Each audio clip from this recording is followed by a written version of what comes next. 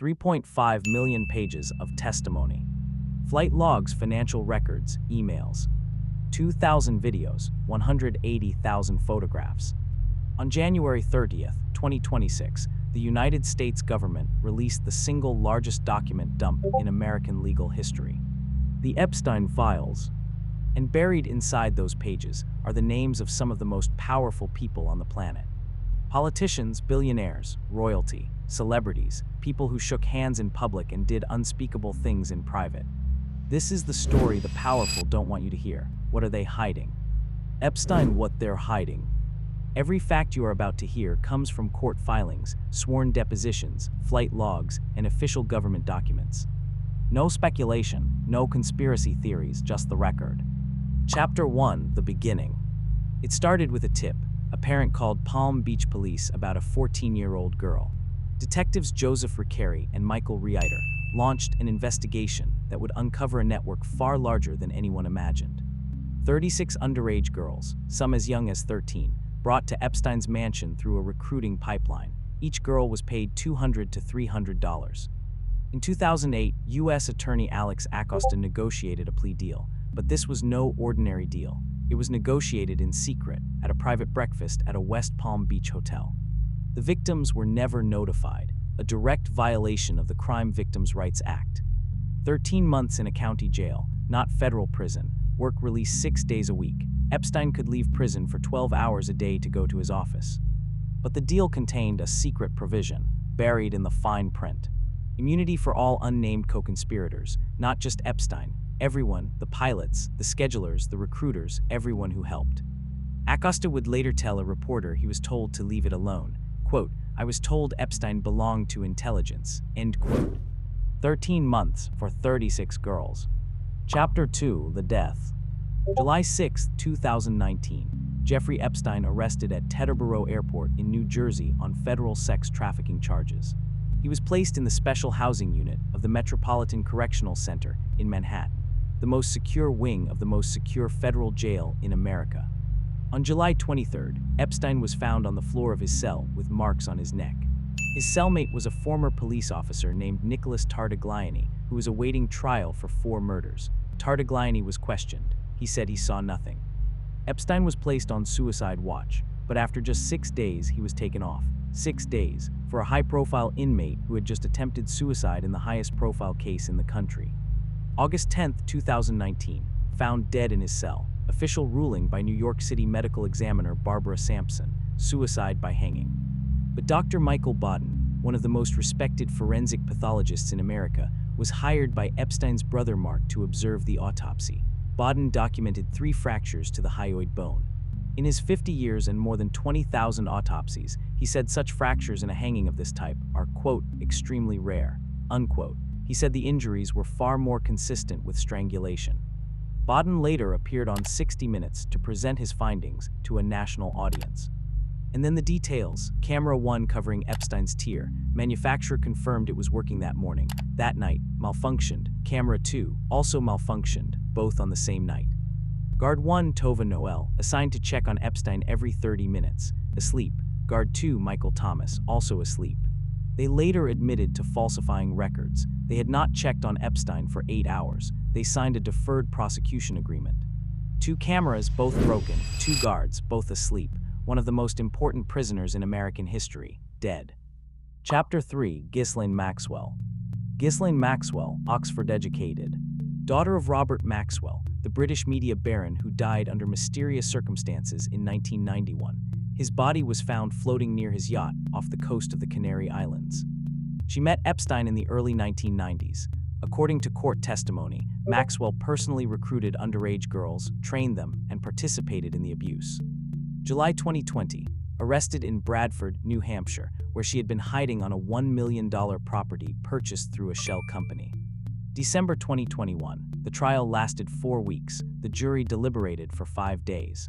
Jurors later said the volume of evidence was overwhelming. Convicted on 5 of 6 federal counts, sentenced to 20 years in federal prison. She is currently serving her sentence at FCI Tallahassee. The Gioffer versus Maxwell case produced over 900 pages of depositions. 900 pages of names, details, and connections that the public had been fighting to unseal for years. Convicted, but who were the clients? Chapter 4: Prince Andrew. The Epstein Files contain hundreds of email mentions of Prince Andrew, scheduling emails, travel coordination, a formal invitation to Buckingham Palace. There is the famous photograph, Virginia Giuffre, then 17 years old, standing next to Prince Andrew. Maxwell stands behind them, smiling. And then the infamous BBC Newsnight interview, November 2019, widely regarded as one of the worst royal media appearances in history. When asked about the allegations, Andrew said, quote, "I have no recollection of ever meeting this lady," end quote. When asked about a witness claim that he was sweating heavily, he said, quote, "I don't sweat. I had suffered what I would describe as an overdose of adrenaline in the Falklands War, and it was almost impossible for me to sweat." He called staying at Epstein's Manhattan townhouse after Epstein's first conviction, quote, "a convenient place to stay," end quote. The timeline: 2001, allegations first surface; 2019, the interview; 2022, settlement. Andrew settled with Virginia Giuffre for a reported £12 million, his own money. The royal family publicly distanced themselves. He was stripped of his military titles and royal patronages. £12 million, zero accountability. Chapter 5: The Billionaires. Bill Gates' multiple dinner meetings between 2011 and 2014 at Epstein's Manhattan townhouse, the $77 million mansion. Gates flew on Epstein's private jet at least once. Their relationship continued for years after Epstein's first conviction. Melinda French Gates later cited Gates' relationship with Epstein as a factor in their divorce. Elon Musk, a 2013 and 2014 email chain, a helicopter ride together in Miami. Musk denied having a close relationship, but the emails are in the files. Richard Branson, Epstein visited his private Necker Island, documented in correspondence. Les Wexner, the billionaire behind Victoria's Secret. He gave Epstein the $77 million Manhattan townhouse. He gave him power of attorney over his entire financial empire, an extraordinary, almost unprecedented level of trust between a billionaire and his financial advisor. Leon Black, the billionaire founder of Apollo Global Management. He paid Epstein $158 million in, quote, consulting fees, end quote, $158 million for consulting.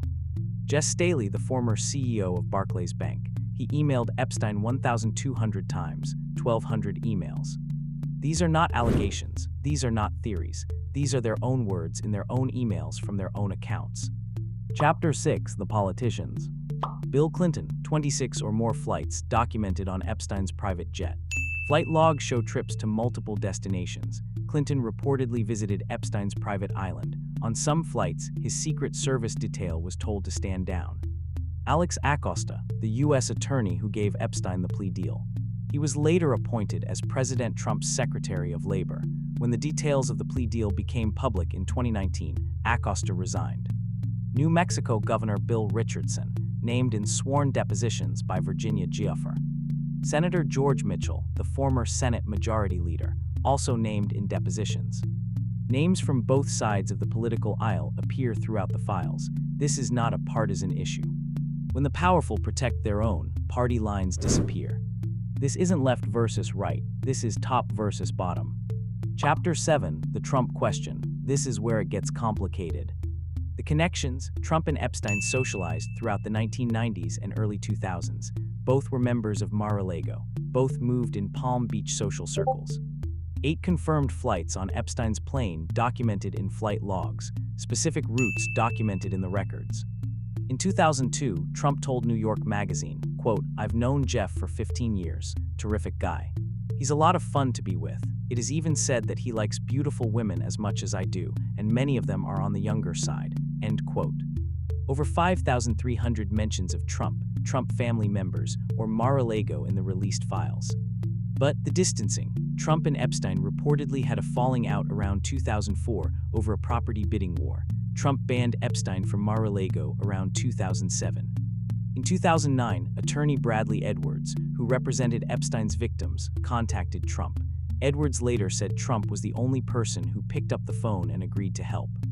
No direct communications between Trump and Epstein were found in the files. And in 2025, Trump signed the Epstein Files Transparency Act into law. The House voted 427 to 1. the Senate was unanimous. The act required the release of 3.5 million pages of documents. 5,300 mentions, 0 direct communications, you decide. Chapter 8, The Cover-Up. Alex Acosta, the prosecutor who gave Epstein the plea deal, told a story years later. He said he was told to leave it alone. Quote, "I was told Epstein belonged to intelligence." End quote, belonged to intelligence. In 2015, ABC News reporter Amy Robach had the story. She had it ready to air, but ABC killed it. Years later, Robach was caught on a hot microphone saying, quote, "I've had this story for 3 years. We were told who's Jeffrey Epstein. No one knows who that is." End quote. In July 2025, the Department of Justice released a memo, quote, "No client list found, no blackmail evidence," end quote. Consider the pattern: security cameras covering Epstein's cell malfunctioned, prison guards assigned to check on him every 30 minutes. Asleep, the client list that Epstein allegedly kept, missing, the blackmail tapes from his properties, gone. ABC News had the story, killed. Every single piece of evidence that would reveal the client list has conveniently disappeared. Every piece of evidence that would name names disappeared. Chapter 9, The Release. In 2018, Julie K. Brown, an investigative reporter at the Miami Herald, published a series called Perversion of Justice. She was warned off the story. People told her it was too dangerous. She persisted anyway. Her reporting reignited the Epstein investigation and led directly to his arrest in 2019. January 2024, the first 900 pages from the Giaffer versus Maxwell case were unsealed by a federal judge and released to the public. November 2025, the Epstein Files Transparency Act was signed into law, 427 to 1 in the House, unanimous in the Senate, a political battle that took years. December 2025, the initial release deadline was missed. Government agencies cited logistical delays. Critics called it stalling. January 30th, 2026, 3.5 million pages released to the public. Flight logs, financial records, depositions, photographs, correspondence from multiple government agencies. Initial reactions from victims' advocates were mixed. Some called it a breakthrough. Others said the most damaging documents were still being withheld. That's not politics, that's survival. Chapter 10, What's in the Files. Flight logs, every departure, every arrival, every passenger name. Financial records showing millions of dollars flowing through shell companies and offshore accounts. Correspondence, thousands of emails between Epstein's network and some of the most powerful people in the world. Sworn depositions from named witnesses, and photographs, thousands of photographs. The scale is staggering. For comparison, the Panama Papers, which exposed offshore financial dealings of world leaders, were 11.5 million documents. The Epstein Files are 3.5 million pages. If you read 1 page per minute, 8 hours a day, it would take 24 years to read every page. Researchers and journalists are combing through these files daily. New names surface, new connections emerge, new evidence comes to light. Researchers estimate they have processed less than 2% of the documents so far, less than 2%. FOIA requests for additional documents are still pending. The full picture may not emerge for years. 3.5 million pages, and we're on page 1. Chapter 11, The Network. This was not one man's crime. This was an industrial operation. The properties, a $77 million Manhattan townhouse, one of the largest private residences in New York City. Zorro Ranch, a 10,000-acre estate in New Mexico, a Paris apartment, 2 private islands in the U.S. Virgin Islands, Little St. James and Great St. James. The jets, 2 Gulfstream aircraft, nicknamed the Lolita Express. Flight logs document hundreds of flights to destinations worldwide. The modeling agencies. Jean-Luc Brunel ran M. Sitwo Model Management, which prosecutors alleged was used to recruit girls. Brunel was found dead in his Paris jail cell in 2022 while awaiting trial, another death in custody. The financial structure, shell companies layered on top of shell companies, trusts, foundations, money flowing through accounts in ways that investigators are still trying to trace. Les Wexner gave Epstein the Manhattan townhouse and power of attorney over his finances. Where did Epstein's wealth actually come from? He claimed to manage money for billionaires, but no client besides Wexner has ever been publicly identified. The intelligence connections. Acosta said he was told Epstein belonged to intelligence. Ghislaine Maxwell's father, Robert Maxwell, was alleged to have had ties to multiple intelligence agencies. Who built the machine? Chapter 12: Why It Matters. Every institution that was supposed to protect these victims failed. Police, detectives Rickeri and Reiter built a case. Palm Beach PD leadership shelved the investigation under pressure. FBI. They had evidence for years before acting. Agents conducted interviews, gathered testimony, built files. Then nothing happened for over a decade. The DOJ, Acosta's sweetheart plea deal, negotiated in secret. Victims not notified. Co-conspirators given blanket immunity. The prison system, cameras off, guards asleep. The most important prisoner in America dead. The media, Amy Robach had the story at ABC News in 2015. They killed it. 3 years later, Julie K. Brown published what ABC wouldn't. The victims, Virginia Giaffer, Courtney Wild. Over 100 victims have been identified. Some testified in depositions. They described being recruited as teenagers, trafficked to powerful men, and threatened into silence. Julie K. Brown of the Miami Herald was warned off the story. People told her to drop it. She persisted, and her series' perversion of justice changed everything. What has changed since? New laws have been passed, investigations launched, the Transparency Act signed into law. What hasn't changed? Not a single client has been prosecuted, not one. Over 100 victims, thousands of pages of evidence, and the people who bought their silence are still free. Every system failed, every single one. The files are public, the names are there, the evidence is documented. The question isn't what happened, we know what happened. The question is what they'll do about it. Share this video, read the depositions yourself, check the flight logs yourself, verify every claim in this video. Every source is linked in the description. Pacer.gov for federal court records, justsecurity.org for legal analysis, the Miami Herald's Perversion of Justice series. All claims in this video are sourced from publicly available court records, government documents, and verified journalism. Nothing in this video is speculation.